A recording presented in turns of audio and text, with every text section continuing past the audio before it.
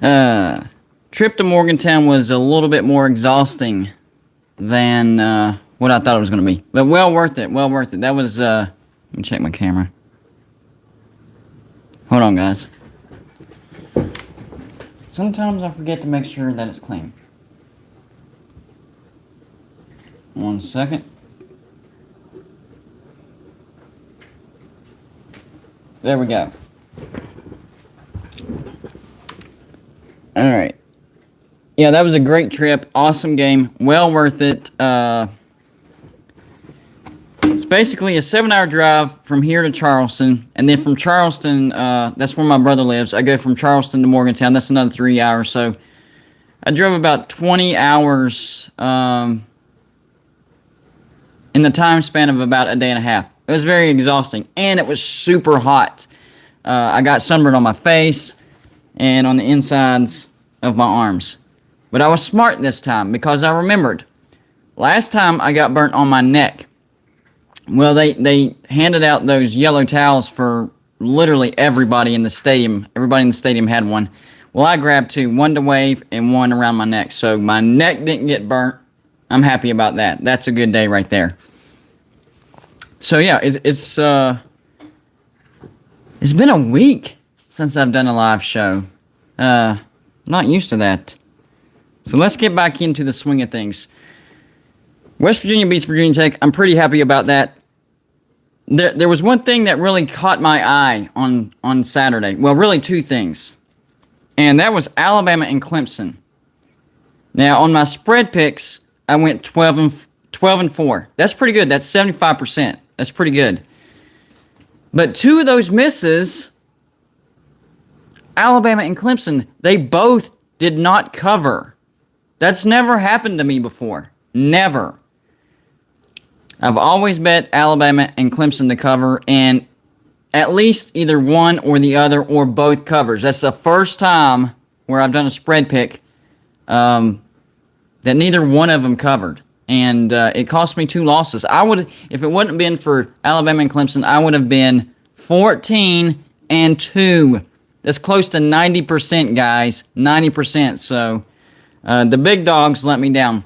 Quick reminder, hit the like button, guys. What that does, it hits the algorithm, gets this thing suggested all over the place, gets more people in here, and we have a bigger audience. It's not to pat me on the back or say that you even like the video. It just helps the video. It's simple, free, and it's fast. So please, when you have a second, hit the like button. It helps the show tremendously. Did anybody catch that Penn State-Auburn game? That was a crazy game. Specifically because of the refs. They made Penn State punt on a 3rd down. The last time something like that happened, and me and Lou talked about it on his morning show on Tuesday, was that 5th down. I think it was Missouri, Colorado, if I'm not mistaken. 5th down, and they did score on the 5th down. So I haven't seen anything like that in a very long time. So, yeah, they even, get this, they even issued an apology. Wow, that never happened. So they definitely knew that they messed up on that one. There was some other bad calls, but that was the real one that kind of just popped out. Nebraska, Missouri. There you go. Good job. I knew Missouri was a part of that equation somehow. Yeah, that was terrible officiating by SEC officials, if I'm not mistaken. Y'all got to do better. You got to do better. And then today, finally, the guy, well, no, it wasn't today. Last night, the guy that I was waiting on to say something about West Virginia making a move, whether it's stay in the Big 12 or moving to the ACC. I needed to hear him say something. Tony Caridi, the voice of the Mountaineers, our play-by-play caller, he finally said something. He didn't come out and say West Virginia is going to the ACC, but a caller called in, and yes, I made a video on this earlier today. Finally, a caller called in to his podcast, and the caller says, hey, with the Big 12 adding these 4 teams, does that mean that West Virginia is definitely not going to the ACC now? Tony Karate says no. keep that in your back pocket. That does not mean that. That's an important sentence. That does not mean that. He didn't dance around it. He said, no, that does not mean that. He said, have patience. All good things come with time.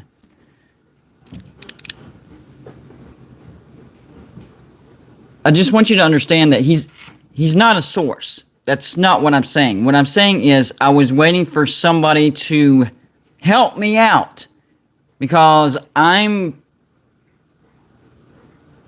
Am I the only one saying West Virginia ACC? If I'm not the only one, I'm one of the very few. And the reason that I keep making that story is because I have great sources. But it helps if you get other trusted names to say something. And he was the guy that I was waiting on. So that helps me out a lot. A lot. By the way, let's do a quick roll call. Who we got represented in the chat as far as your team? I know we have some West Virginia fans. I saw a Pitt fan in here. I want to see who all we got in here.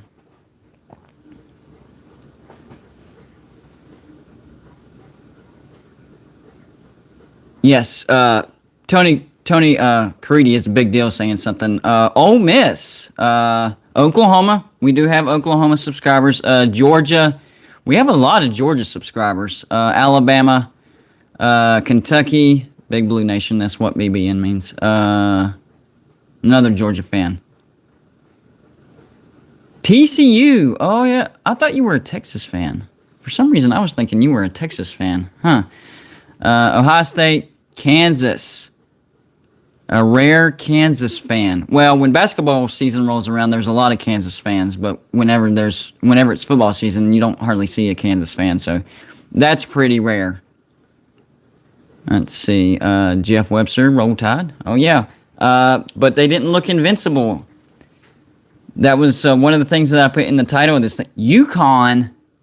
That literally stopped me in the middle of my sentence. UConn. We have a UConn fan. Whenever UConn was in the Big East in football, they actually were pretty good there for a while. They were the team that got left out of everything, and they had to go independent, and they're just not. They need to quit football. UConn needs to quit football now. That's how bad they are. I mean, I don't know if they've scored a single point this season so far, and they haven't really played anybody tough. So, yeah, it's not looking good for UConn. And I'm not trash-talking your team, by the way. Not at all. I'm actually saying I miss UConn being something. It's kind of sad seeing that. Denver Snyder with the $5 chat. He says, Western Michigan, Akron, Toledo, Ohio, Youngstown State, Bowling Green, teams that have beaten Pitt over the years. You know what? Whenever this live show is done, I might go back and screenshot that. I like that. That's some good ammunition right there. Western Michigan, yeah. Man. The thing is, and y'all know me, I'm a West Virginia fan, right? Well, before the season started, I actually gave Pitt some credit because even though I hate Pitt, I'm still, I like to tell the truth, like what reality is. I'm not just going to say they suck all the time just because I hate them. I thought Pitt was going to have a 10-win season. Well, the possibility of a 10-win season. My actual prediction was 9-3. But I thought, as long as they didn't lose a game that they weren't supposed to lose and could pick up an upset against Clemson, Miami, and North Carolina, all three of those games at home. And let's face it, North Carolina, Clemson, and Miami, all three haven't looked good. So any one of those teams look beatable, especially at Pitt. But what happens? You lose to Western Michigan at home. That's inexcusable. You can't do that. Now, that doesn't help your ACC chances. You still have a shot of getting to the ACC championship, winning the Coastal. I mean, you still get North Carolina, Clemson, and Miami at home, and all three of those teams look beatable. But if you're out there getting beat by Western Michigan, then you got some work to do. You have a lot of work to do. You can't do that. You just can't do that. The awesome thing was, whenever I went to the West Virginia game, So at halftime, West Virginia was beating the brakes off of Virginia Tech. It was 24-7 at halftime. I thought we were going to blow them out. We didn't. Still won. But anyways, at halftime, they showed the score of the Western Michigan Pitt game, and it was tied. Earlier in the game, when they showed the score, it was like the first quarter, early second quarter, Western Michigan was ahead. So I was like, they were just getting the first half jitters out. They're going to beat Western Michigan. What I was hoping, Pitt would lose, but it's not going to happen. Well, they showed the final score. That was a loud reaction as well. That was almost like West Virginia scoring a touchdown. When they showed the final score of Western Michigan 44, Pitt 41, the place blew up. That was actually pretty awesome. So it was pretty cool to see the reaction of 60,000 West Virginia fans whenever the final score of Pitt losing to Western Michigan. What was the spread on that, guys? I didn't even pick that game because I'm trying to stick to top 25 games because that's what people are most interested in. You can't cover all games, so I just try to cover top 25. So somebody, one of my Warriors out there, go find me the spread on that game because I'm really wanting to know how big of an underdog Western Michigan was to Pitt. They had to have been at least 14 points, at least a 2-touchdown underdog. Yeah, that's what I'm thinking, 14 points. So, man, that was a game that you shouldn't have lost. That's one of those games that will cost you that 9-3 or a 10-win season that I was talking about. Now you might be looking at 7-5. I mean, you can't get beat by Western Michigan. You can't. You can't do it. So, it's not good. And every time I mention, switching gears back to West Virginia real quick. Okay. Every time I mention, that West Virginia is going to the ACC, a lot of people try to say, well, no, that's not happening. Even though it is happening, they say it's not happening. And they give me these reasons of, West Virginia doesn't move the needle. They're not bringing any money. The ACC needs bigger teams. It's better for the ACC to just stay as is than to add a team like West Virginia. No, that's the exact opposite of what the ACC needs to do. If the ACC stays as is and does nothing, they're a dead duck. They're going down. This is why the ACC has to make moves right now. I know West Virginia is not the biggest name out there. I get it. I understand that part. But people that don't understand the rivalries with West Virginia and Pitt, West Virginia and Virginia Tech, I already have a call in, and that's fine because I started rambling. You're on with Golden Blue Dude, but hold on 1 second because I'm still rambling. But just hold on. So the value of West Virginia against Pitt, Virginia Tech, Boston College, Louisville, Miami, Syracuse is enormous. And I guarantee you West Virginia will start rivalries with everybody else because that's just how it happens, especially when you're playing teams that are that relatively close. I cannot say the same thing for an SEC, a Big Ten, and especially a Pac-12. West Virginia doesn't bring any value whatsoever to the SEC, to the Big Ten, to the Pac-12. So West Virginia is in a feast or famine situation where they either are staying in the Big 12 or going to the ACC, which they are going to the ACC.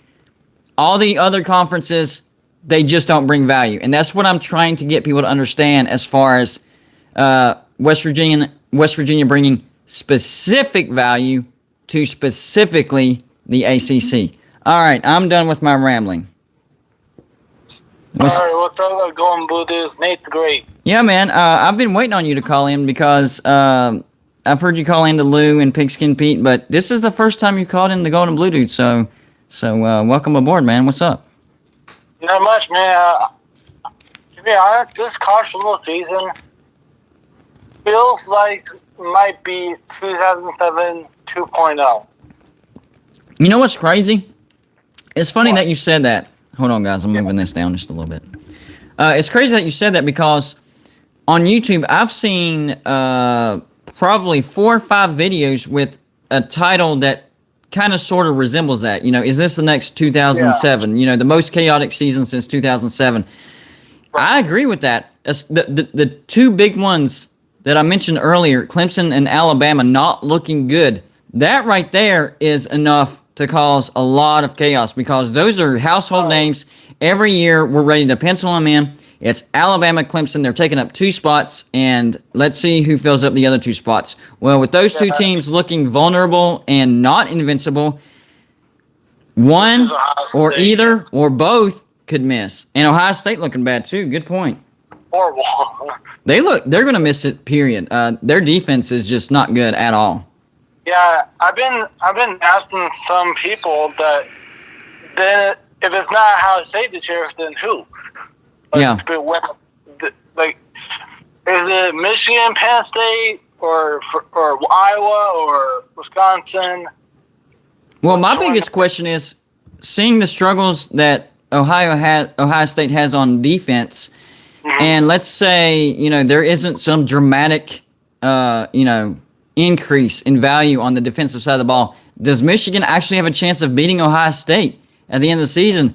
First time we've been able to actually even suggest that in 4 or 5 years. I think the answer is yes. Now, I'm not saying Michigan will beat them, but I think they have more of a shot than they've had in a very long time.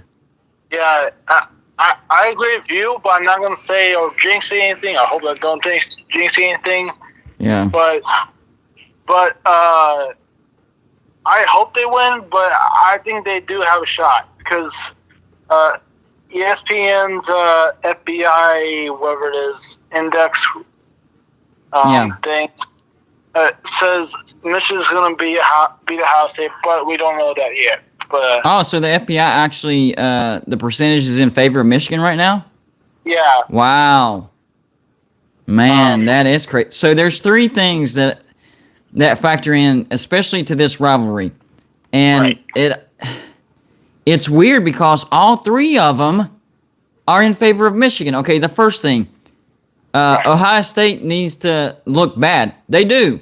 Ohio State looks bad, especially on defense. Michigan needs to look halfway decent or good, and I think they're above halfway decent. Michigan looks like a good team. The third thing, it's in the big house. If it was in the horseshoe, then I'd be like, even if Michigan were the better team, I would still pick Ohio State. But the fact that it's in the big house and Ohio State is looking bad and Michigan's looking good, I'm telling you, there's a chance. Like I said, I'm not saying it's happening, but there is definitely a chance, an actual chance this year. Yes. See, I want it to be a good game, like everybody does. But how many years has? It's been a while. It's been a while. I know. Well, Jim Harbaugh hasn't beat him at all. So however long he's been there, plus a few years. Well, yeah. I mean, he has a shot to beat Ohio State, but it all comes down with all his coaches and stuff. Yeah. And, well, one thing that I noticed, and they were talking about this at the beginning of the season before the season even started, he's changed the whole atmosphere of Michigan. Yes. So a lot of people didn't realize this. He was approaching coaching the University of Michigan as a professional type of venue. So it was more like the NFL. Well, he has changed that. He realized that does not connect with the kids. That does not connect with the fans. So he's changed his approach over to more of a family college approach. And I think it's paying off immediately. Like, seriously, immediately. Like, he's being more accessible. Like, it used to be Jim Harbaugh was this untouchable figure. Well, he's kind of come down from that, and he's become more of an approachable person. I think that's helped as well. Yeah, I think the reason why it changed because I've been listening to Michigan podcasts and stuff. So basically he had barbecue dinner with some recruits for next season. Yeah, and I think that impact the new culture of his team and stuff. And yeah, that's definitely a part of it for sure. Yeah, and before I go, who do you think what games do you have for betting for college football this weekend? Well, I try to give out my spread picks for all of my top 25 matchups, no matter who they're Right. playing. So, well, it depends on how big the line is. Sometimes it's just Yeah. not even worth looking at. Yeah. I'll go up to Yeah. a 30-point spread, but once it gets beyond 30, that's just that's a Yeah, little much. that's unbelievable. So I'm going to put out my spread picks tomorrow, but the two games for my Patreon score prediction contest is number 7 Texas A&M versus number 16 Arkansas. And I think the last time I saw the line, Arkansas is actually favored in that game. And then the tiebreaker Yeah. game was number 12 Notre Dame against number 18 that's- Wisconsin. And I think Wisconsin was actually favored in that game as well. Yeah. That was more of a toss-up. I do think Arkansas will beat Texas A&M. Yeah, I haven't really made up my mind on the other one. Isn't that a rivalry though too? Arkansas and Texas A&M. Oh yeah, that's an old Southwest rivalry. Yep. Oh, well, now you have the Arkansas Texas rivalry, and you have the Texas A&M and Arkansas rivalry. Jeez. Yeah. Yep. That's- It's going to be a good one, especially as bad as Texas A&M's offense looked. And Arkansas is looking pretty Yeah. good. They whipped the dog crap out of Texas. Yeah. I can't stand them. Well, they're going but- to pushed around in the SEC. They already know it now. Yeah. Hey, do you agree with Lou that if UAB, for example, was in the SEC for maybe 1 year, do you think they're better than Vandy? Yeah, right now, yeah, I do. Yeah. Now, on a year in and year out basis, I don't know. I'd have to look at Well, I know, but each just team's saying, success like, in rate. general. But this particular year, yeah, UAB is a better team than Vanderbilt. They are. Yeah. Yep, that's all I have right now. I hope to talk to you in the future, and go blue. Maybe go blue red. I got you, man. Call in anytime. You actually had some good points. Yeah, good job, Nate. Great call. And I really do think that Michigan has a chance, at least, of beating Ohio State. A lot can happen between now and then. I mean, that's the end of the season. Ohio State's defense could get better and better, and maybe Michigan falls off. I don't know. But this point in time, I would say Michigan has a chance. Oh yes, the Mexico number. Love it. What's up, bud? Roll Tide. Roll Tide. They barely rolled, didn't they? Now, do you remember talking to me a couple weeks ago when I told you if Alabama was going to lose a game this year, it Yeah. was going to be Florida? I did. But the weird thing was they were in control of that game at halftime, and then they just, I don't know, man. Something happened. Well, we got up 21-0, and Yeah. we stopped. You just stopped because you only scored 10 points after that. That's crazy. But I'm glad we did, because I think this has given a wake-up call to Alabama that, we got to play a hell of a lot better. Oh yeah. And the weird thing was the play that ended the game, because they needed that 2-point conversion. Was that? I think that was actually on the running back. A lot of people are blaming it on the quarterback, but it looked like the quarterback was trying to pull it, and the running back just wouldn't let go. So they just it looked like they just went in together. And I do think if the quarterback would have pulled it, he maybe could have gotten the edge. So I think that play was actually on the running back. Yeah, no, the quarterback won the ball.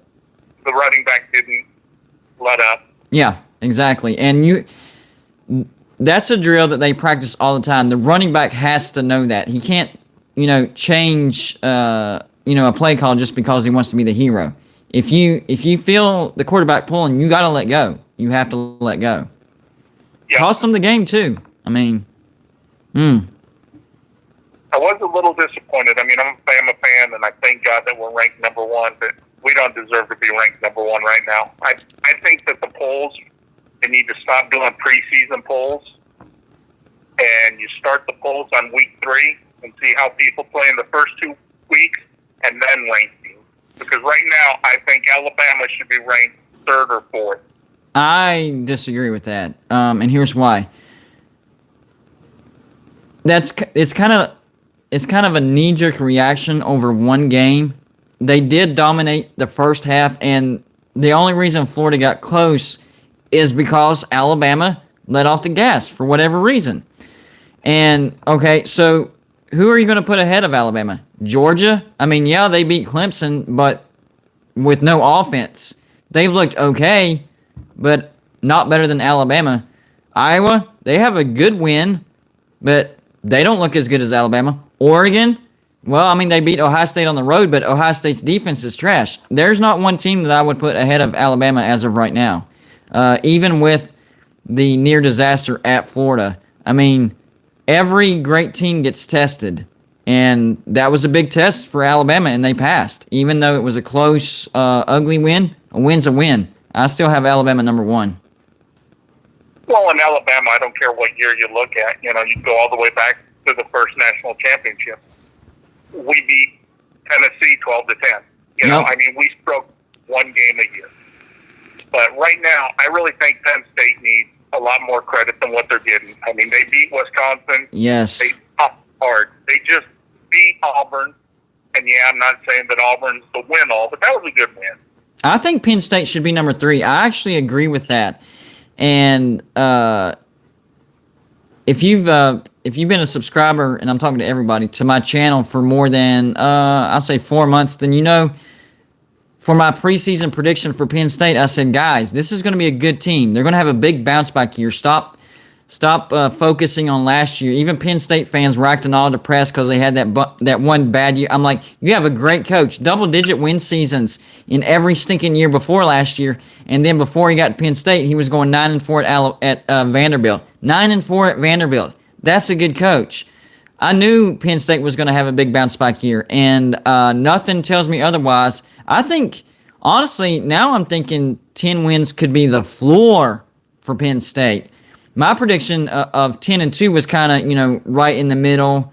Not really the floor, not really the ceiling. More towards the ceiling, but now I'm thinking 10-2 would be their floor. I think they could be a one-loss, and if they can go on the road, the key is they do have a road trip to Ohio State, but Ohio State has a bad defense. I think that's a more winnable game than the road trip to Iowa.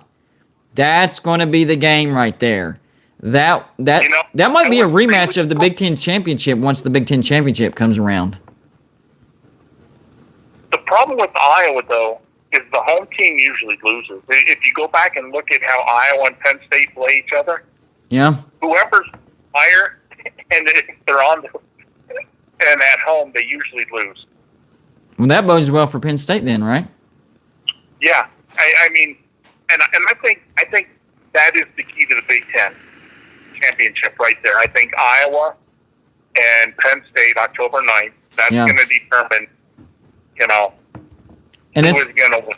And it's not necessarily a bad thing if Iowa loses that game because, like I said, it could be a rematch in the Big Ten Championship of Iowa versus Penn State, and it is very, very, very difficult to beat a really good team twice. So whoever wins that first matchup will probably lose the second matchup. So it's not whoever loses that first game isn't necessarily a bad thing for them. I mean, losing sucks, but if there's a rematch, it might actually be an advantage. Oh yeah, no, I agree. Winning 2 times in college football is hard to do.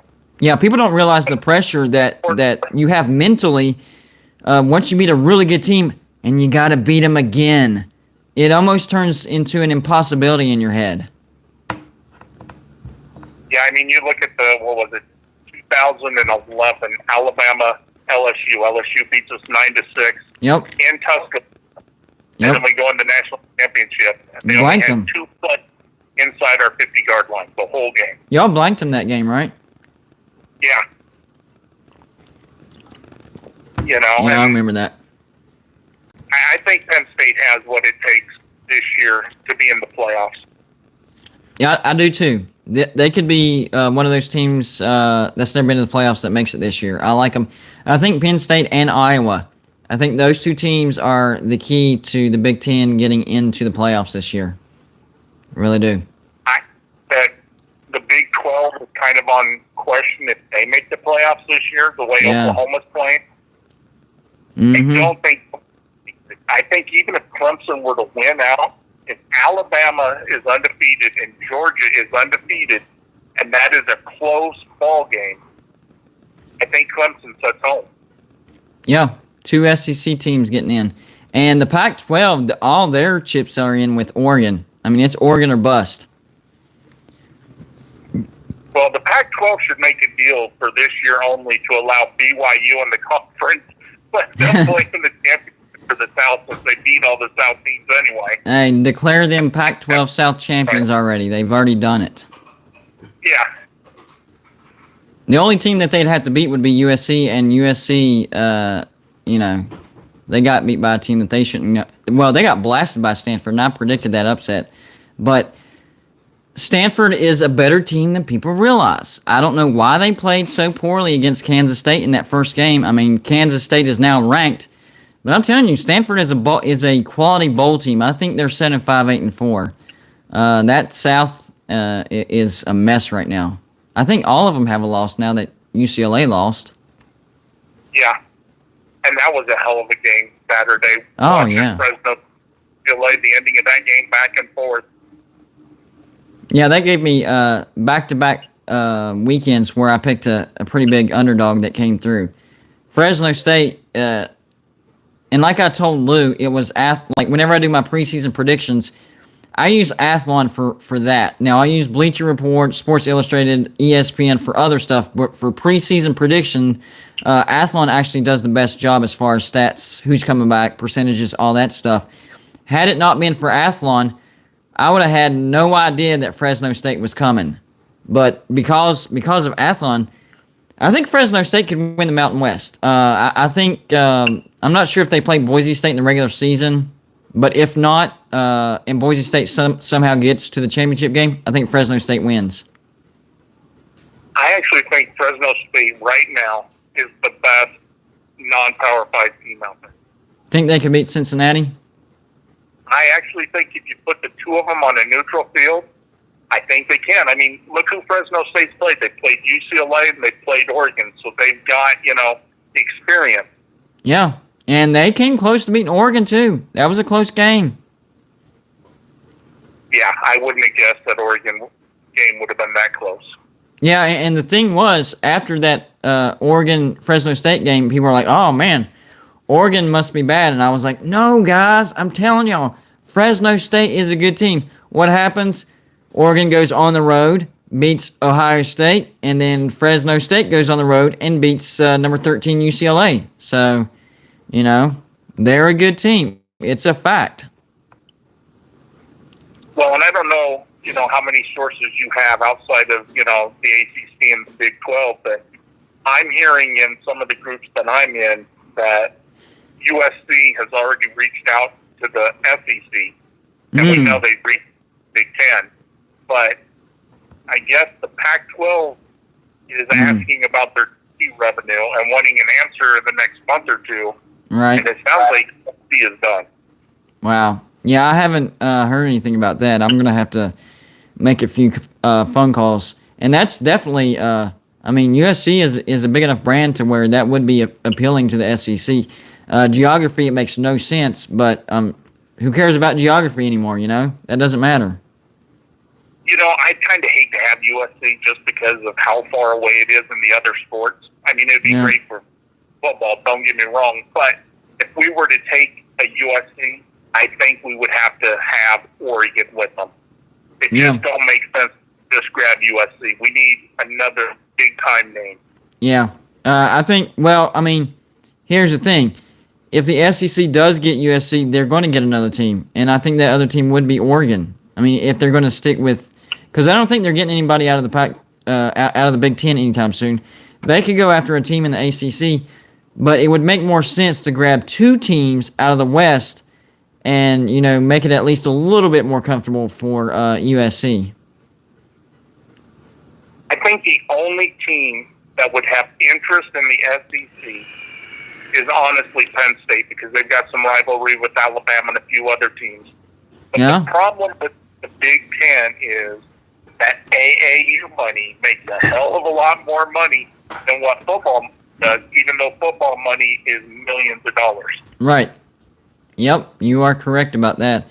The SEC is competitive with the Big Ten, But the Big Ten makes a lot of money too. It's not like it jumped from the Pac-12 or the Big 12 or the ACC to the SEC. If I'm not mistaken, in 2020, the Big Ten actually made more money than the SEC. So for a team to jump from the Big Ten to SEC, that would be a big deal. I don't see it happening anytime soon. But No, never say and never. like Never say never. for a fact, USC reached out to the SEC, but I don't see the SEC wanting USC at this point. Gotcha. Now, had they beaten Stanford and they were, a top 10 team, that might be a different story. So they might have screwed Right. the pooch with that loss. I think the Good job, SEC Trojans. Clemson and Florida State. Yeah. Well, see, that's why, I'm getting a lot of blowback about, the ACC doesn't want West Virginia. The ACC does want West Virginia. Now, they do want higher caliber teams in West Virginia, but West Virginia brings a lot of value. If the ACC sits still right now, they're going to die off. They'll get picked apart. So the ACC needs to make moves. Here's what I think. Now, this is straight speculation, off the hip, guessing. Don't know this for a fact. The first thing is, well, I do know for a fact, West Virginia is going to the ACC. That's the only thing. The rest of this is a guess. I think there's a chance that the ACC could, try to grab an Oklahoma State with a West Virginia. They could go as far as maybe grabbing an Oklahoma State and a Kansas State and a TCU, so they're grabbing 4 teams out of the Big 12. That's not a stupid move for the ACC. I think that's something that they need to do. That would increase their value. Now, they're not like these super names like Texas and Oklahoma and Penn State and Notre Dame and all that stuff, but it definitely would help. And I think it would at least keep them alive long enough to where maybe they could attract a Notre Dame down the road. I think that's their main target. They need to lock down Notre Dame before 2036. Right, but the thing is, you say they want a bigger target than West Virginia, but the problem is, for the ACC, there's not a bigger target than West Virginia that would be willing to go to the ACC. The ACC ain't going to pull 10 teams. They're not going to pull an SEC team. Right. And that's exactly why they're going to take West Virginia. And the thing with West Virginia, like I've been trying to explain to everybody, but for some reason some don't understand it, is specifically to the ACC, West Virginia brings a lot of value. A lot of value. Did y'all not watch the game on Saturday? That's the type of games that West Virginia brings to the ACC. Think real hard. When's the last time you've seen an atmosphere like that in the ACC? Just between 2 ACC teams. It's been a while. The only game would be Notre Dame last year playing in the ACC. Exactly. And that's when they brought in Notre Dame. Stuff like that. But other than that, Clemson don't even sell out a home game to most of the teams. Yeah. Exactly. And why would you get it? You're playing Georgia Tech and, a home game against NC State is pretty good. But, West Virginia brings a whole new, and I'm fine that people, hate us so much as far as Pitt, Virginia Tech, all those old Big East rivals. That makes a good, healthy rivalry. And to be honest with you, it's only during game time and pregame. After the game, you should have seen Virginia Tech fans and West Virginia. We're of the same culture. We were shaking hands, talking about, yeah, that was a good game. We need to keep playing this. We were talking to each other about how much we miss stuff like this. It sucked for Virginia Tech fans, and they weren't happy. But watching the game itself was just awesome. It was awesome. So, teams in the ACC want to play West Virginia. That's the fact that people are overlooking. And when you want to play a team, that's when you sell out. That's when you have a great environment. And that's the value that West Virginia brings to the ACC. And see, what people don't talk about is, you talk about, well, they sell out, blah, blah, blah. But the thing is, when, let's say Virginia Tech plays North Carolina State, what does that ticket price go for compared to what if West Virginia comes down to Virginia Tech? Not only is it sold out, but what do those ticket prices go to? Right, exactly. You're exactly right. Thank you, Justin Morrison, for the $5 super chat. He said, what tram or teams, well, okay, what teams could be added to the Big 12 that would excite you about staying? Doesn't have to be realistic. What teams, okay, so I think this is what he's asking. What teams could the Big 12 add that would keep me as a West Virginia fan excited for staying in the Big 12? Pitt, Virginia Tech, Penn State, Clemson. Those 4 teams would be a top bucket list. And then on down the line, Louisville would excite me. Now, this is from a West Virginia fan perspective. So for me, as a West Virginia fan, to stay in the Big 12, you got to bring teams that we like to play. I mean, that's the bottom line. Notre Dame. Yes, Notre Dame. Notre Dame counts too. So for me to actually want to stay in the Big 12, bring in teams that we want to play. I know UCF has good potential. Cincinnati is playing really good football right now. Houston has a big TV market. And, of course, BYU, they have a whole religion that backs them. But we don't have any history with any of them except for Cincinnati. That doesn't move the needle much. Now, if they would have brought Cincinnati and, say, Pitt, Virginia Tech, and BYU, those 4, I'd be like, I'll stay in the Big 12. We get to play Pitt and Virginia Tech every year. BYU, that's an interesting matchup. Cincinnati was always a good game. Bring it on. Let's stay in the Big 12. So stuff like that, that's what would want me to actually stay in the Big 12. UCF, not really interested. Houston, I mean, maybe beating the brakes off of Holgorsen one time would make me happy, but other than that, it would be boring. Well, and BYU would be a great game, but let's be honest. How many West Virginia fans are going to drive? Oh, my gosh. All the way out there to see that game? See, that's the right there. Right there. You nailed it. That's the problem with West Virginia staying in the Big 12. Adding Cincinnati and UCF stretches the footprint a little farther west to West Virginia. But UCF, that's still a long trip. Cincinnati is still the only game. We're still driving to Kansas, Iowa, Oklahoma, Texas, and now freaking Utah, Florida. That's not, that's not fan-friendly. We need to be in a conference that is fan-friendly. At least 75% of our games need to be within driving distance. They don't all have to, like in the Big East. Miami was the farthest away. That was a tough trip. But most of our opponents, driving distance. I'll even go down to 70%. 70% of the conference within driving distance. I don't think that's too much to ask. Well, and I know your show's geared on football, and that's great, football and basketball, but what sports do West Virginia lose? Because now the Big 12 added more teams. Right. But your baseball teams, your softball, blah, blah, blah, how much extra is it going to cost you to have them go out to Utah? Right. You're not only losing TV revenue, and now your travel expense is going to double. Well, it doubled the minute we joined the Big 12, and now you add BYU. And I know that's not an every year trip. That's probably an every other year trip, but still, that's that's a big bump in expenses. And if you think that having to travel a time zone for what now I'd say 90% of your road trips isn't taxing on your players, you're kidding yourself.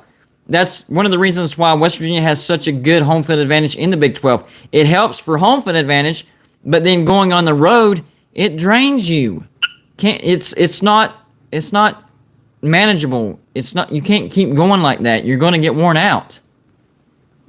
Well, and what happens to your basketball team? Right. They have to travel to Brigham Young, and they want to have a 9 p.m. Mountain Time tip-off, which is 9 p.m. Mountain Time, which is 11 p.m. Eastern Time. Are you going to be able to stay up and watch that game on a Tuesday night, knowing you got to go to work the next day? Yeah, and not just that. Think about this. We've had games where, talking about basketball, where we have one game on a Monday and then another game on a Wednesday, or a Saturday and a Monday, and they're both road trips. One is to, let's say, Texas, and one is to TCU. They don't even get to come back home at all. They stay in the state of Texas, stay a couple more nights, practice, on the road again, and then come back home. It's very exhausting. Oh yeah, especially if you got to go all the way to Utah. Yeah. And even if you go, Kansas would probably be as close to Utah. Yeah. So then you go to Kansas and play another game. Well, you still got to make it all the way back home to play the game on Saturday. Thank you, John Park, for the $20 super chat. This is actually, I like this. If the ACC likes us, why didn't the ACC show interest decades ago? Well, they actually did show interest in 2011. Maryland bailed on the ACC to go to the Big Ten, and the ACC did informally invite West Virginia, but West Virginia chose the Big 12 because of money. Now, that was kind of the 11th hour type of situation. It wasn't on the table the entire time, and West Virginia, ACC, Big 12, ACC. No, it wasn't like that. We had an offer on the table from the Big 12, and kind of like the 11th hour, the ACC's like, well, what about coming to the ACC? And we took the Big 12 and the money. So they actually did show some interest. It was spur of the moment, last minute interest, but it was still interest. And I don't think West Virginia at the time really calculated, yeah, you're making more money in the Big 12, but I don't think they really counted that travel expense. Yeah, and we have got to let go of, the ACC disrespected us. We don't want to go somewhere where we're not wanted. Get emotions out of it. Out of it. That's not how business is done. You do what's best for the university, the players, the boosters, everybody involved. Get the emotion out and do what's best. Stop holding grudges. Thank you, Curb Stomo. Hopefully I'm saying that right. No one is rating the Pac-12. If offered, I think current Big 12 teams would leave for the Alliance in a heartbeat. Arizona State fan here. Love the channel. So, Curb... Wait, hold on. I just saw that name. Curb Stomp. Gotcha. That looked like an O. I actually like that name now. Curb Stomp. Gotcha. He says that he don't think the Pac-12 is going to be rated. That if anything, some Big 12 teams can go over to the Pac-12. I think that's possible, what he's saying. But if what you're saying is true, then they could still lose USC if USC reached out. Now, whether the SEC would accept them or not, I don't know. And that wouldn't be the SEC rating the Pac-12. That would be the USC. That would be USC just wanting to go to the SEC. Well, and the problem is that I hear a lot of people say, well, the Pac-12, they won't disband. They're solid. They're not going to disband. Think about it. USC is tired of making half of the money that the Big Ten teams make. Yep. And now that the SEC just signed a $300 million deal. That's a lot of money, guys. That's a lot of money. It's going to be half the money, over half the money of the SEC. USC ain't going to do that. Yeah. And that's another good point. Nobody wants to be in the Pac-12 watching games at 12 a.m. So USC jumping over to the SEC would actually get more eyeballs on them too. I'm not saying USC is going to the SEC. That's not what we're saying. What my caller said he heard was that USC reached out to the SEC. Reaching out and it actually happening, two different things. And we're talking about the pros and cons on it. So we're not saying that USC is going to the SEC. That's not what we're saying. What we're saying is we've heard from reliable people that they have reached out. Buddy, I'm gonna let you go. I just want to get some other callers in, man. Good conversation, man. So good that I lost track of time. But make sure to call back in on Saturday, man. It was a good one. All right, man. Have a good night. You too, man. Have you ever said a word and you were thinking of two words at the same time? That's what I just did. I was trying to say bud and man at the same time, and I think I said pan or mud. Combination of. I didn't say what I was wanting to say. You're on with Golden Blue, dude. Hey, it's the Sports Nerd. What's up? Not much, man. What's up? You enjoying the chaos? I love chaos, man. I love it.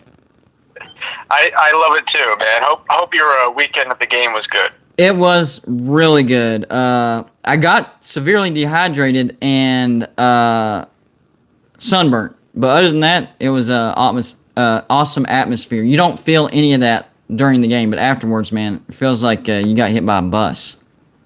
Alcohol was not involved, right? Not for me, no sir. I actually can't drink. I had when I was 20 years old, I had a ruptured ulcer and had stomach surgery. So, yeah, cannot drink alcohol at all.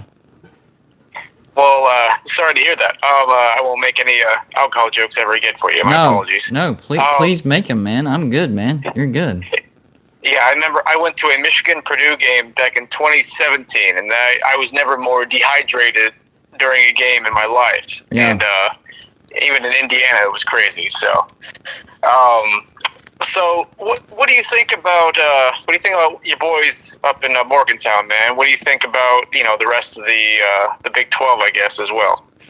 Well, first off, Cam Crimson, thank you for the $1.99 super chat. He says the Hill Climbers take another L this weekend. I'm guessing he's talking about West Virginia.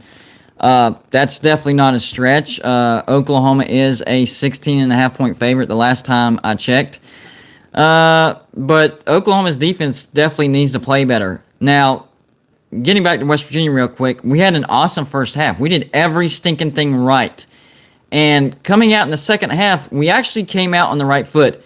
We chewed up, I think it was like 7 minutes of clock and came away with a field goal, so we were up 27-7.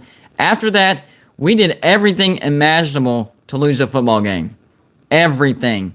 That interception that Deggy threw was ridiculous. I think that was on a it wasn't a screen, but it was on a drag route. He threw a interception on a drag route, which is almost as bad as throwing an interception on a screen. So, oh my gosh, that dude has got to get his head right. He's actually better than what we've seen, but it's like he threw that one interception and his confidence is gone.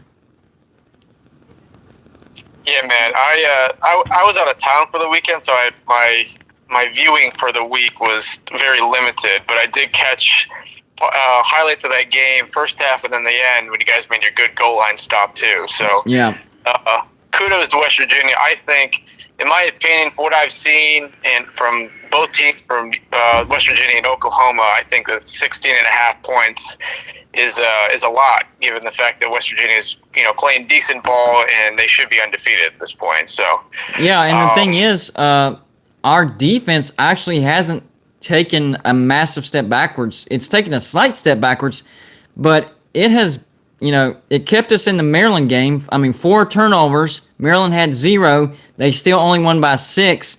Think about that, guys. Maryland got 4 extra possessions. 4. And one of those interceptions was inside the red zone. So and they scored after that interception. So that was at minimum a 10-point swing, possibly a 14-point swing. So our defense has actually played pretty good. Even when Virginia Tech made their comeback, they still only scored 14 points in the second half. The problem was we only scored 3. They scored 1 touchdown in the first half, which was actually, go back and watch that first touchdown drive by Virginia Tech. That was because of the refs. It was like 6 stupid flags on West Virginia. And they scored a total of 14 points in the second half.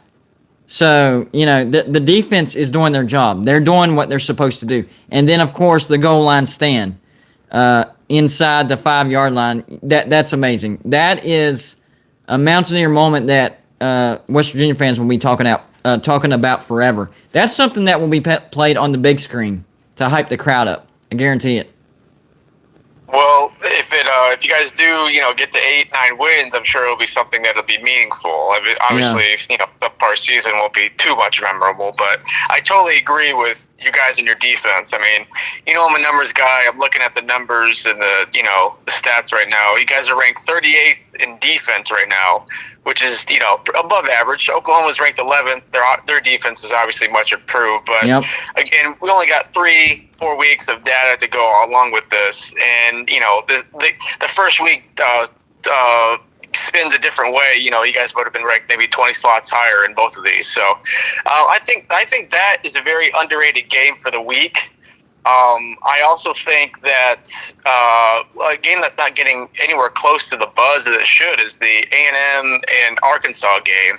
Oh my gosh! Yeah, I actually just released a video about a few hours ago going over the top 10 matchups for the week, and that was probably the number one in terms of quality of teams and overall ranking. So, What do you think about that game? Well, the last time I checked, Arkansas, aren't they a 6-point favorite? No, A&M I think is the favorite still. Okay. I thought it. Okay, I looked at it wrong.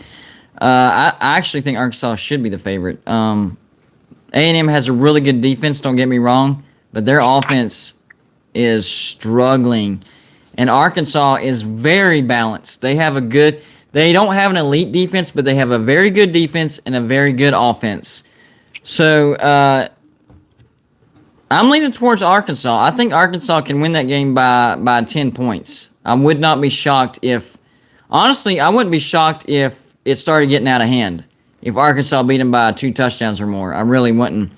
I do think Texas A&M's defense is good enough to keep it closer than that. But in this particular matchup, I'm saying Arkansas is the better team. I'm going to go ahead and say it. I think Texas A&M... marginally better than Texas, who Arkansas whooped, but not massively better. So I'm expecting a similar type of game as far as Arkansas not really being ever questioned as far as not winning the game. I think they'll 100% be the superior team. Maybe a close game, but Arkansas no doubt will come out the superior team. Hold on one second.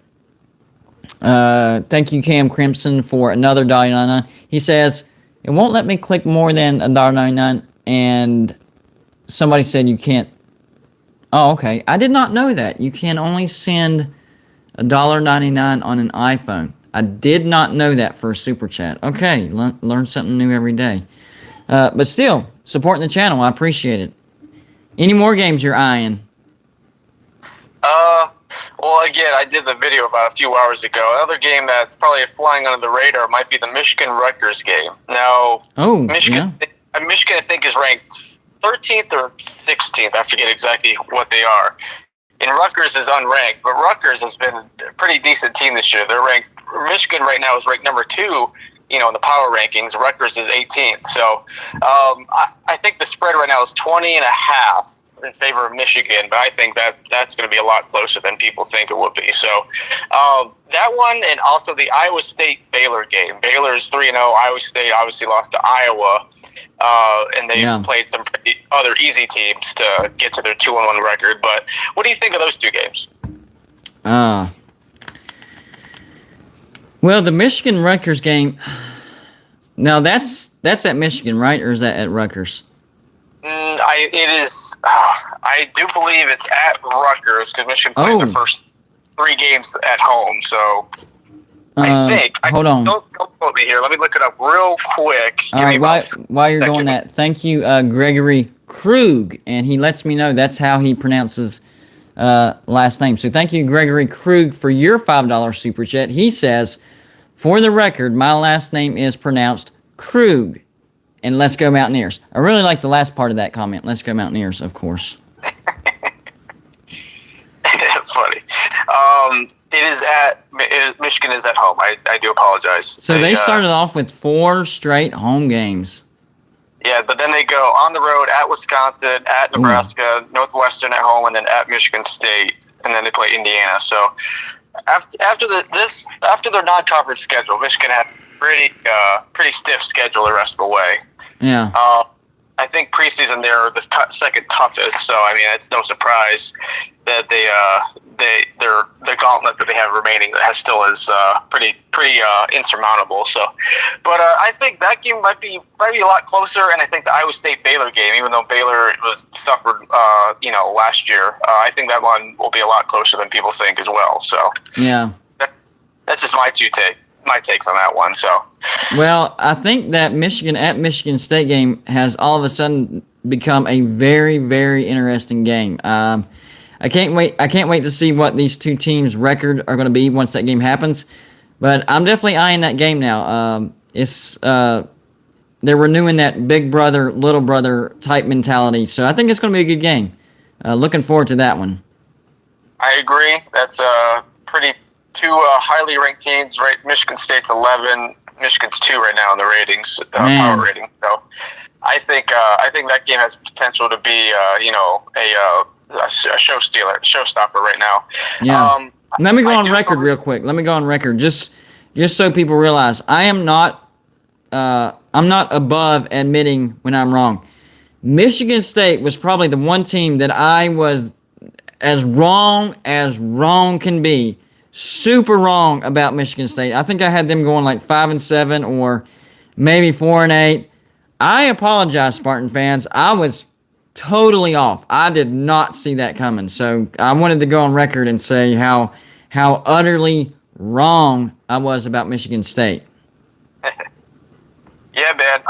It's kind of crazy how good so far the Big Ten has been doing. I think statistically, the Big Ten East is 16-3 as of last week. The 3 losses were to number 3 Iowa, or whatever Iowa's ranked, Oregon number 4, and number 7 Cincinnati. 2 of those losses were by Indiana as well. So right. Well, the Iowa loss that's in conference, ain't it?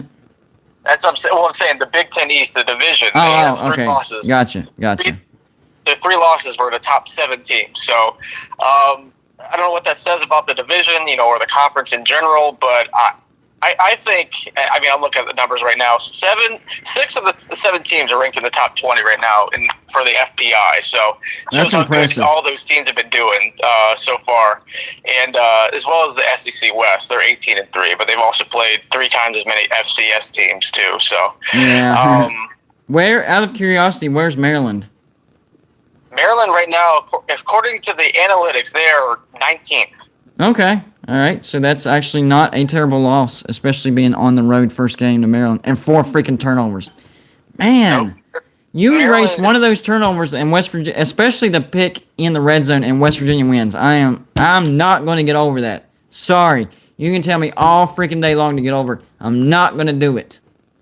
No, man. You guys, as of right now, you guys have West Virginia's 6th hardest schedule remaining. They play 10 teams that are in the top echelon of rankings right now. So if you guys can get the 8 or 9 wins, it'll be really good. It'll definitely boost you guys in the ratings right now. So can I ask you a favor real quick? Just, I guess you could ask your people that are watching. Can I ask you something real quick? Okay. If anybody in your viewing, and anybody your subs or anybody like that has a preference for a time that you guys would want to see, like a college football review, one, do you guys want to see a top 25 review each week? And if they do, what would be the best time on like a Sunday morning to do it? Would you guys want it at 8 a.m., 11 a.m., or 5 p.m.? You can ask that if you want. You don't have to. I'm just going to throw that out there for you guys. What was the time? Either 8 a.m., 11 a.m., or 5 p.m. I would definitely go either between 11 a.m. or 5 p.m. I think 8 a.m. would be a little early. Yeah, 11 a.m. is good because you're still beating the polls, but it's not super early. I think 11 a.m. is a good time. Okay. I understand why people would say 5 p.m. because it's later in the evening, but you're not going to beat the polls if you go 5 p.m. One thing that helps whenever you do that is beating the polls. Personally, I would go with 11 a.m. Yeah, I think people would be searching for that right around that time too. So, right. All right, just trying to get some help, man. That's all I'm doing. I appreciate it. Well, the chat's saying 5 p.m. though. I think it's like 6 votes to 2. So okay. I'll keep my eye on that. All right. Just any information I can, man. I appreciate it. I guess how much more time you got? I'll give you a few more minutes. I'm just going to try to get a few more calls in, but you're good. Sure. I guess one thing going back to if I want to go back to some of the big games for the week, the Texas A&M Arkansas game. I said this in my review a couple weeks ago, and I'm going to stand by it until I'm proven wrong. I think Texas A&M has surpassed Michigan and Georgia as the most overrated team in terms of high-ranking teams that can't win a big game in college football right now.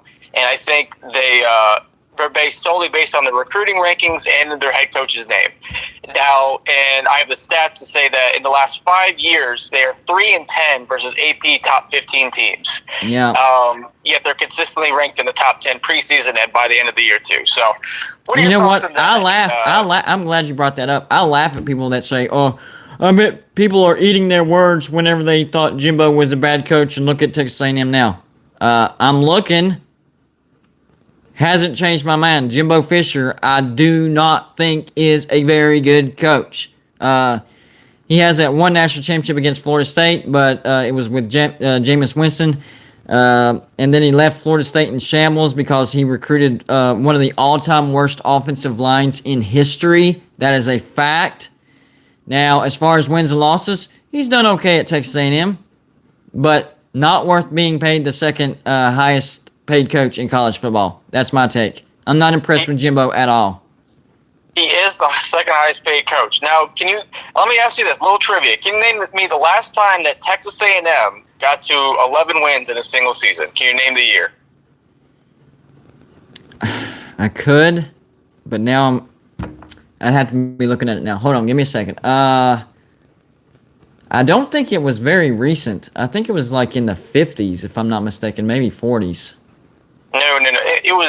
It was within the century, yes. It was within the past couple decades, yes. Okay, so were we talking 90s or 80s? It was within the last decade. Oh, really? Okay. What year was it? The last time Texas A&M got to 11 wins in a season was 2012. Johnny Football. Oh, Johnny Manziel, yeah. They got to 11? They finished 11-2 that year. They lost to LSU. They beat Alabama, and I forget who else they lost to. But yes, okay. That was the only time. Is that counting the regular season or the bowl? It's including the bowl. They finished 10-2 regular season. They won their bowl game. Yeah, I was thinking regular season. Sorry, I should have specified that. But no, you're good. Any other? That was the only time. I don't think they've ever even gotten to 10 wins under Jimbo Fisher. They finished 7-6, 8-5, or 9-4 every single year under Jimbo Fisher. Even last year didn't even count. They got the 9-1. So yep.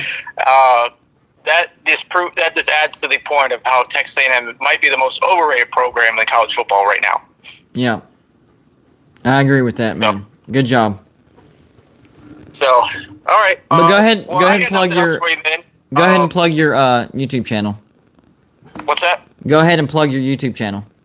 Sure. I'm the Sports Nerd, guys. If you guys want to see stats and analytics-driven analysis each and every week of the top 25 college football teams, join me every Sunday, I guess, at 11 a.m. or 5 p.m. I'll decide this week, guys.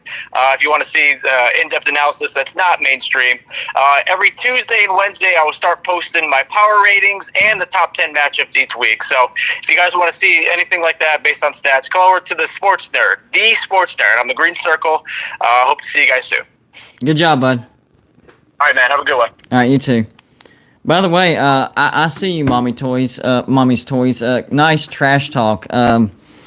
Thing is, West Virginia, our recruiting, we don't have as big of an advantage as Georgia does. Y'all average a top 5 recruiting class. You're in one of the richest, talented states as far as recruiting football goes. Getting players out of high school. West Virginia has made a national championship before the last time Georgia won theirs back in 1980. And no, West Virginia has never been to a Big 12 title game, but we've only been in the Big 12 for the past 10 years, and we'll probably be out within the next 3. So that probably won't happen. But for as many advantages as Georgia has, y'all have done the least with the most.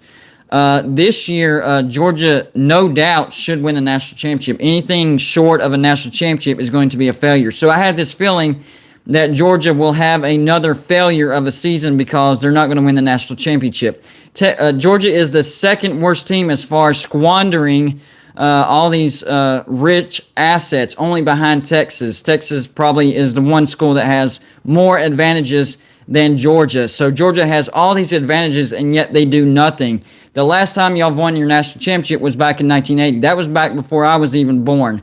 Y'all won a few SEC championships since then, But Alabama, man, they've won how many national championships in the past decade? I've even lost count. So you can come here and talk trash about West Virginia, and that's fine. And we've had, if I'm not mistaken, we've had more undefeated seasons since 1980 than Georgia Tech, and we've been to a national championship, and we beat Georgia in the 2006 Sugar Bowl. 2006 Sugar Bowl. I had to rethink. It's either 2006 or 2007. So, yeah, trash talk all you want, but the bottom line is Georgia has done the least with the most, second only behind Texas. So get it together, Georgia, because if you don't win the national championship this year, it's going to be another failure of a season.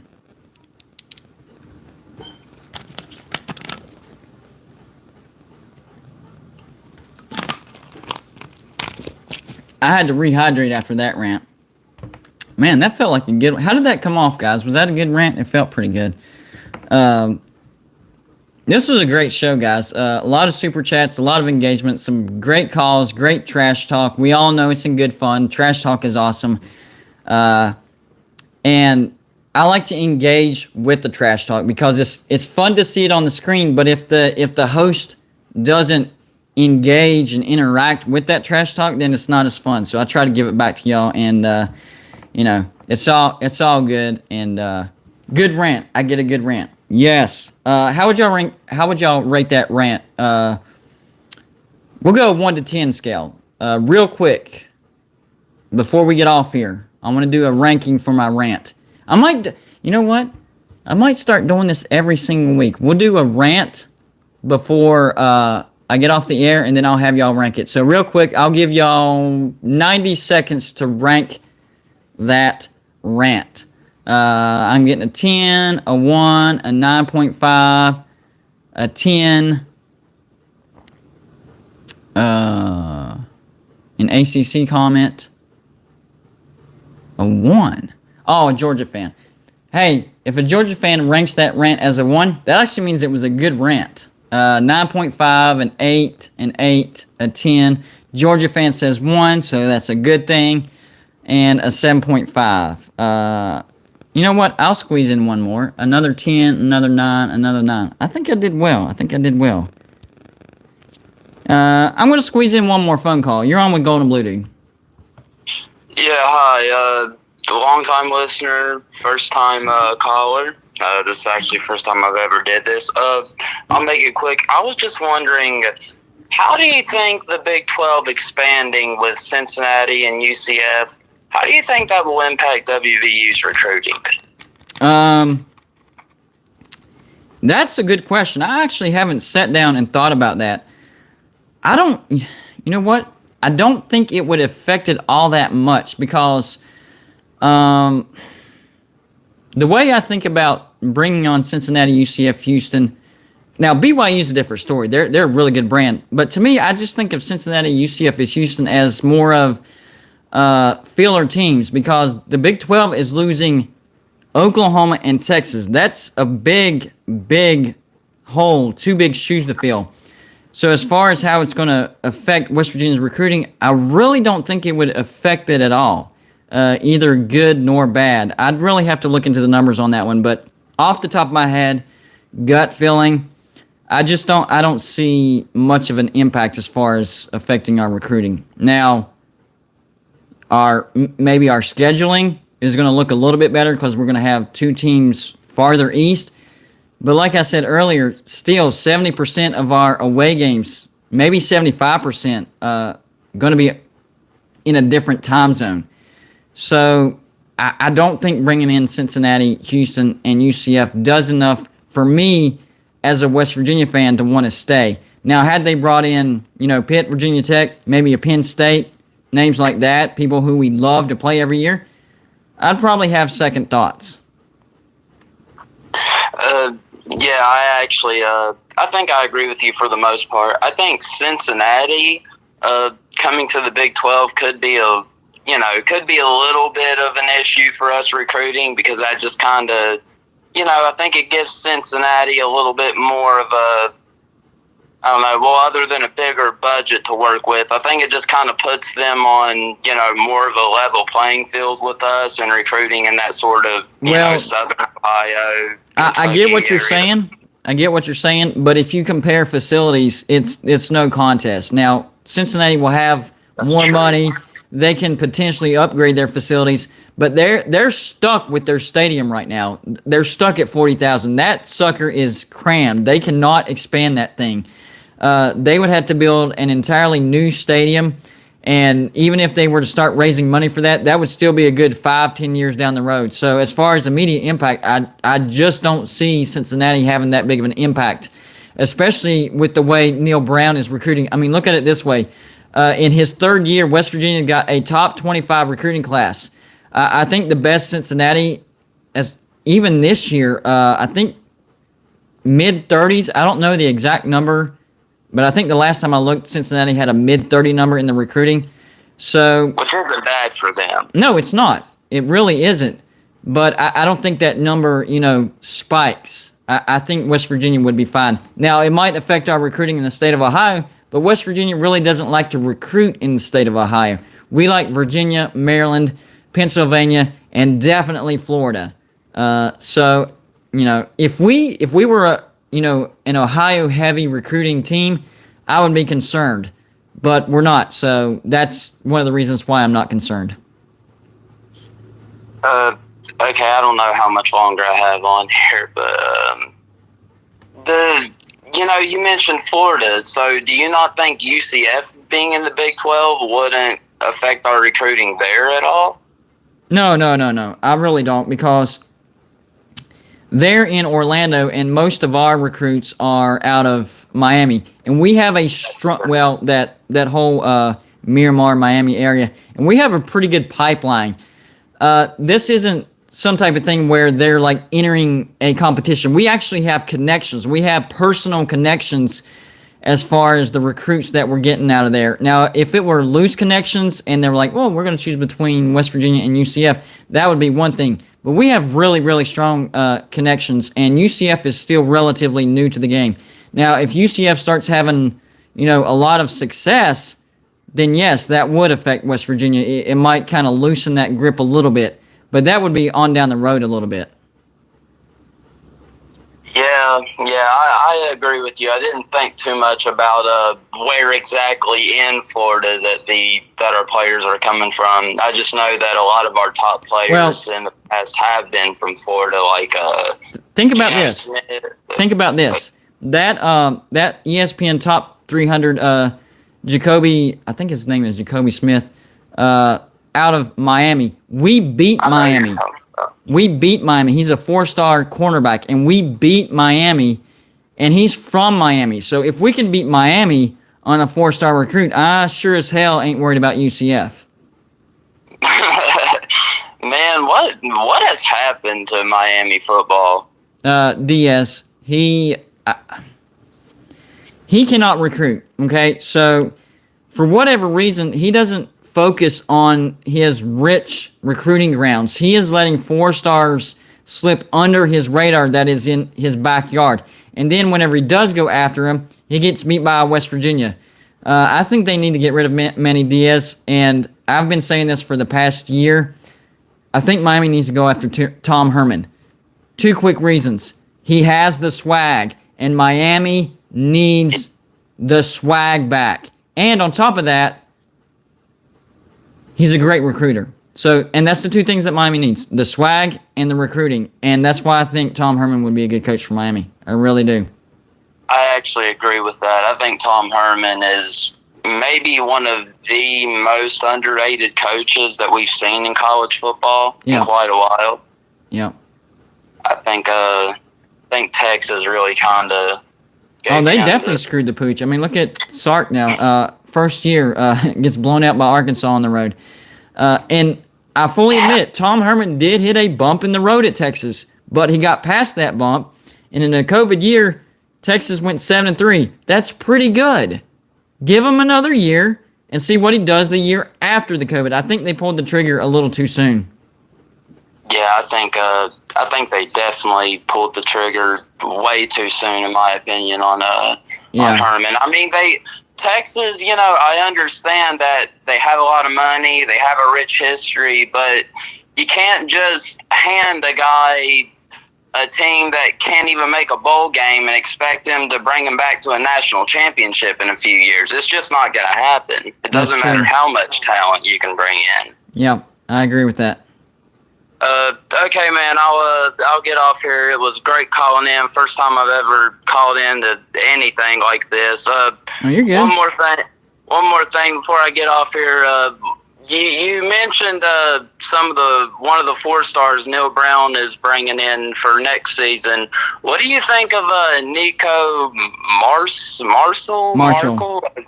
Yeah, the dude has a lot of energy. Not only have we recruited a great player, we have recruited a great recruiter. He is actually trying to help West Virginia with some of these high-profile players we're trying to recruit. He's one of the guys that helped bring in Jacoby and a couple of other high-profile 3-stars. So this dude is 100% invested.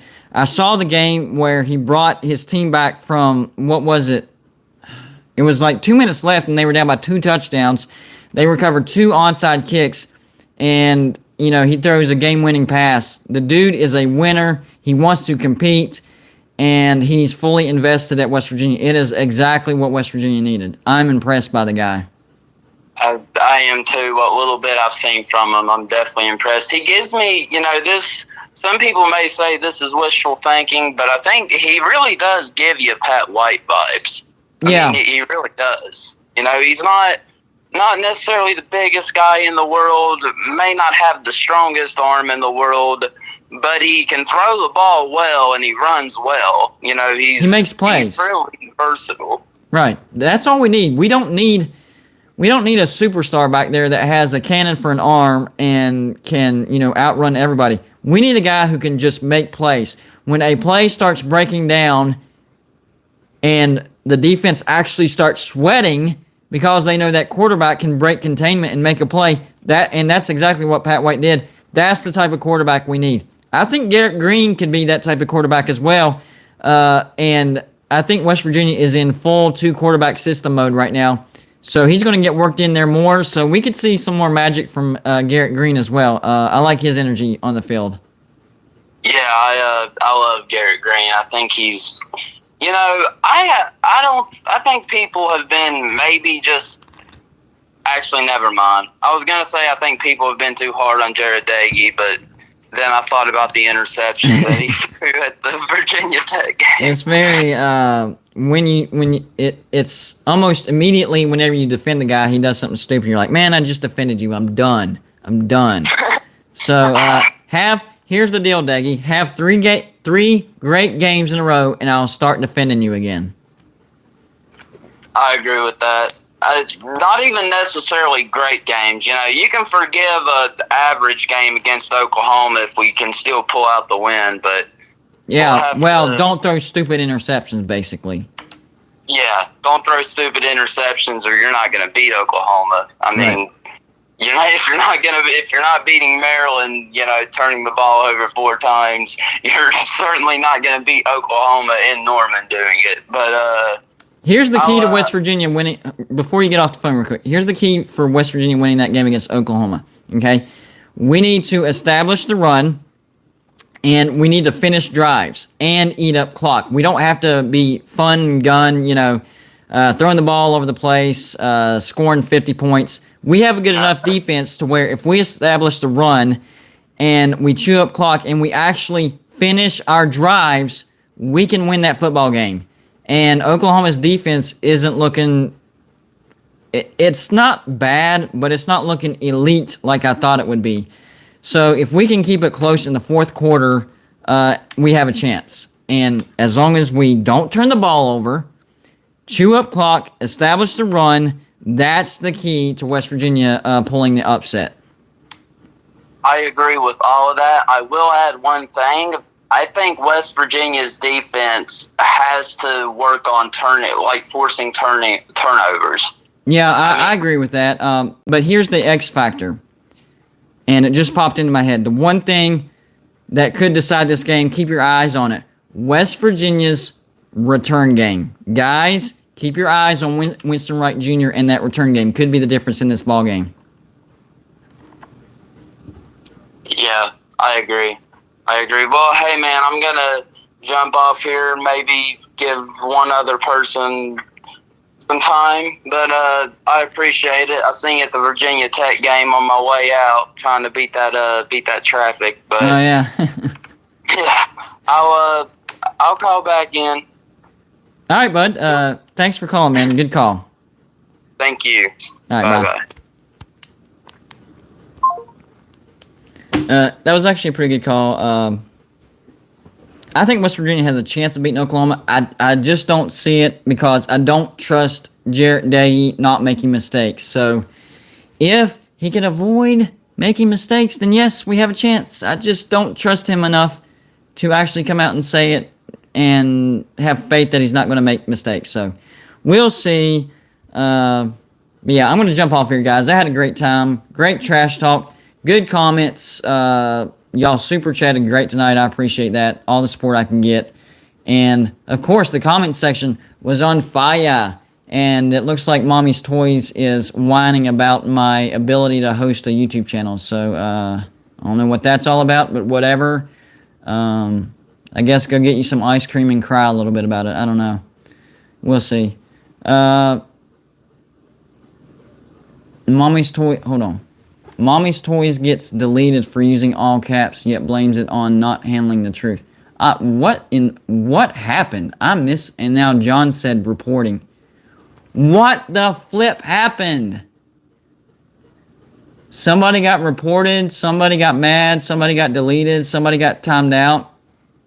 I missed something. I'll have to catch up on that. But anyways, looks like a little bit of drama, but hopefully, overall, y'all enjoyed the show. Hopefully, overall, it was... I know I got pretty high ratings on my rant, so I'm lying? What am I lying about? I'm not... What are you talking about? I didn't lie about anything.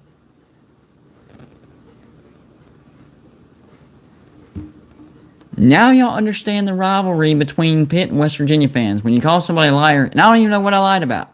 What the flip did I lie about? Anyways, I gotta get off here, guys. I gotta get the kids to school in the morning. And I have videos to do tomorrow as well. And my voice is hoarse. West Virginia is not going to ACC. Are you that scared of West Virginia? That has to be it. You're that scared of West Virginia that you're just gonna... nope, you're just lying. You're lying. My gosh, go cry, Pitt fans. I know... Getting beat by Western Michigan hurt your feelings, but I didn't expect you to actually cry about it. Wow. And then say that I'm lying because I'm saying West Virginia is going to... And here's the thing. It's not even... I didn't fabricate it and think of it and... Oh, I want West Virginia to go to the ACC, so I'm going to come up with these stories. No! People inside these coaching staffs and institutions are telling me this stuff, and then Tony Carditi finally lets a little nugget out that suggests the same way. So report all you want. What you're reporting because I'm saying something that's going to happen that you're calling it a lie? Be my guest. Whatever. Dadgummit sucked me right into that drama. Anyways, y'all have a good night. My next live show will be Saturday. I'm not sure what time because it depends on how good the primetime game is. John says, show me the evidence. They haven't announced it yet. I can't show you the evidence. And I damn sure can't reveal my sources. I know that's what you're really trying to get me to do. It's not happening. Anyways, y'all have a good night. I'll be back live on Saturday. Videos every day. Just not quite sure about the time on Saturday. Depends on that primetime game and if I'm going to wait after or if it's a blowout, I'll start before. And West Virginia does have a chance to beat Oklahoma. But we have to play mistake-free and establish the run. All right, guys. I'm out of here. Y'all have a good night.